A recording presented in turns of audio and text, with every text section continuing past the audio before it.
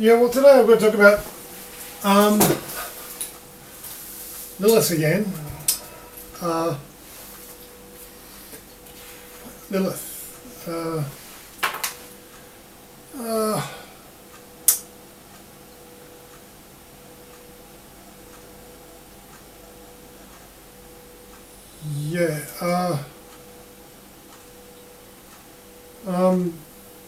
Thing is, there's been a recent article in the Biblical Archaeology Review about Lilith and the history of Lilith and the idea how it's made its way through history from its origins in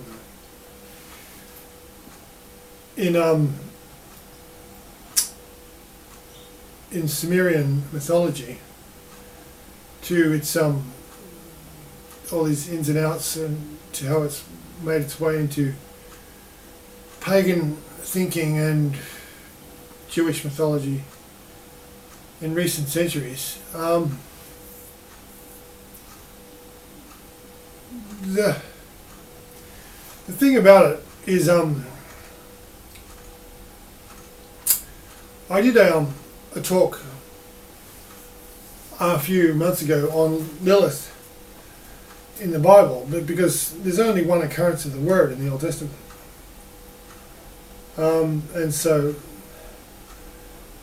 I said that this demonological kind of mythological reading of this instance of the word is incorrect and ill-founded, and I don't think I'm wrong. I still think I'm right. The point is that there's this sort of assumption in the article of the Biblical Archaeology Review that there's this idea of Lilith in Sumerian mythology which made its way into Akkadian, sort of Old Babylonian, and sort of diffused its way into Mesopotamian culture.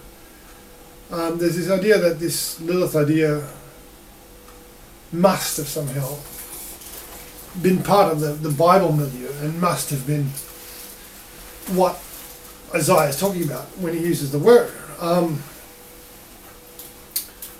which is hard, which isn't actually suggested by the context, I don't believe. But the point is there's the point that must be made is there's a difference between a Sumerian word and a Semitic or Hebrew word. Now, the Sumerian languages are this very early agglutinative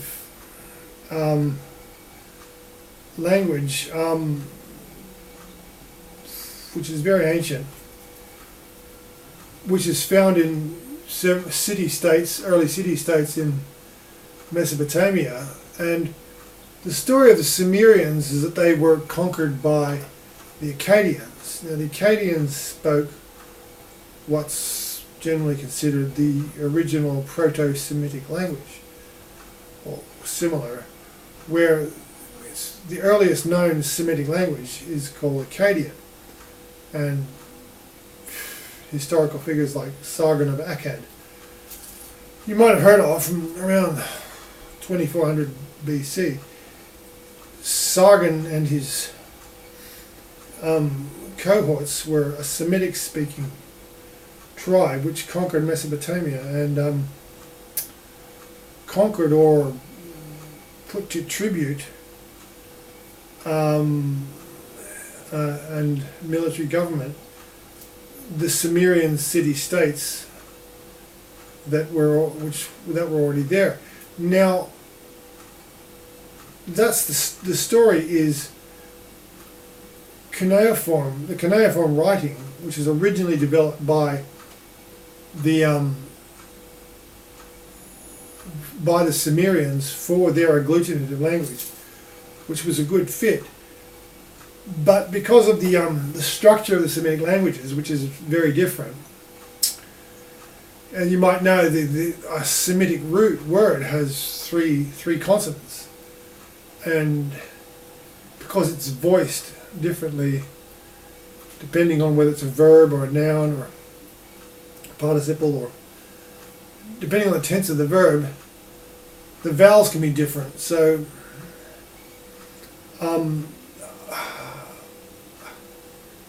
a Semitic triliteral root can sound very different and appear very different depending on its actual context of use. So it wasn't so easy, but the Akkadians had to adapt the cuneiform writing from the Sumerians to their Semitic language, which there's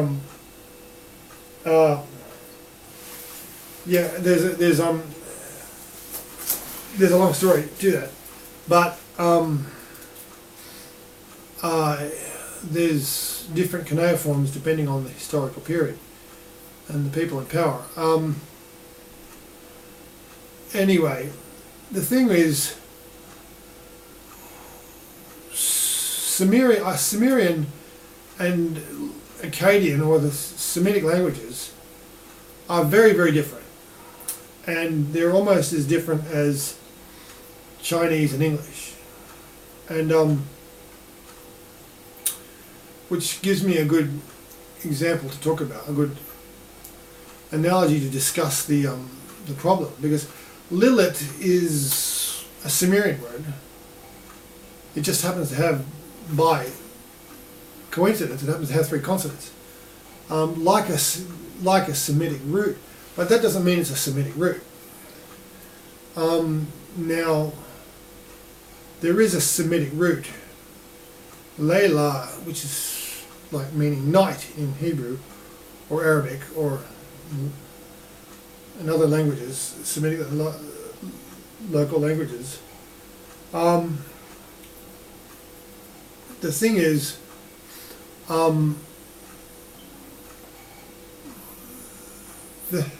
the Lilith idea has all this baggage, all this sort of mythological,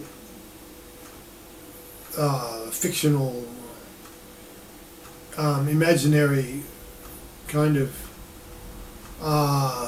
baggage, fantasy baggage with it, which a lot of people try to read into the Bible text, which often happens. But the thing is, the central difficulty with it is there's a Sumerian word which has its own semantic field, some Sumerian goddess or demigod or something, and there's the Hebrew word Layla, meaning night, which has its own semantic field, which night. And now, a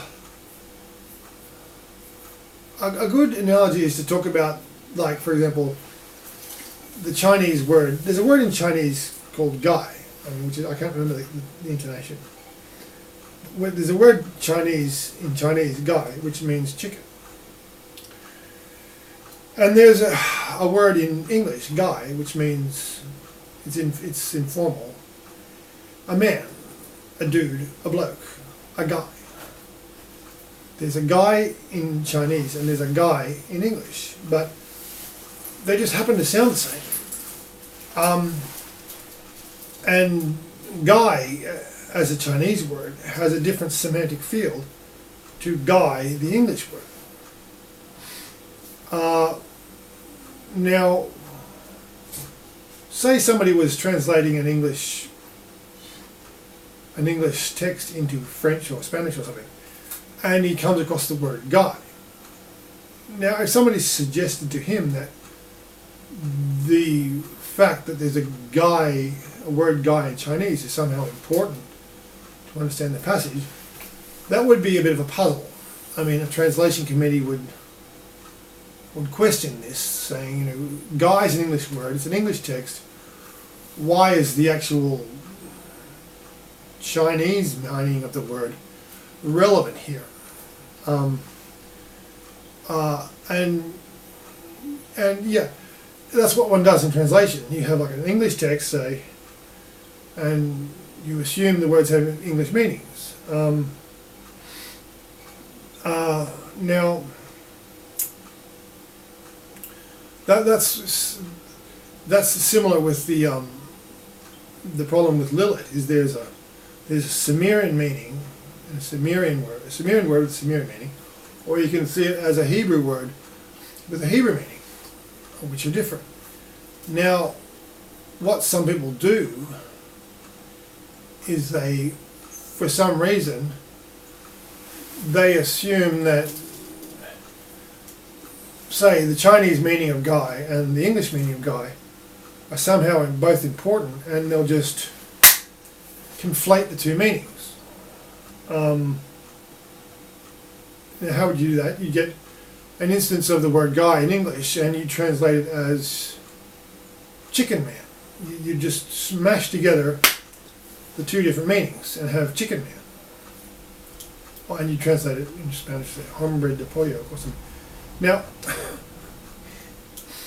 this is a fairly unusually, a bit nutty way of proceeding, but this is what they've done with the idea, the occurrence of Lilith in the Old Testament. Is they've just smacked together these two meanings, and they've ended up with, there's there's the goddess meaning from Sumerian, there's the night meaning from Hebrew, and they've smacked it together and ended up with night witch,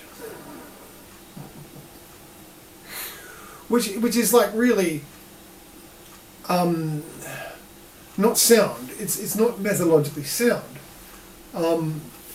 but this is what these sort of mythology, demonology type people try to do, well, frequently with the Hebrew.